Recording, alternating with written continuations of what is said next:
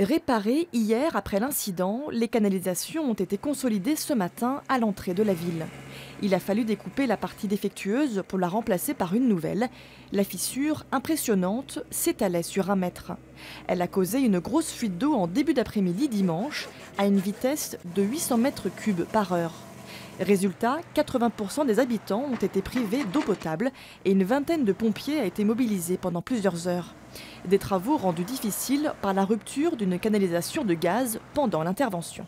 Lors des travaux pour rechercher cette fuite, une pelleteuse de Suez a accroché une ancienne conduite de gaz qui nous a engendré une complication dans cette intervention, c'est-à-dire que nous avons une fuite de gaz et nous avons donc du coup stoppé les opérations, fait un périmètre de sécurité et donc appelé des moyens supplémentaires en cas de risque incendie.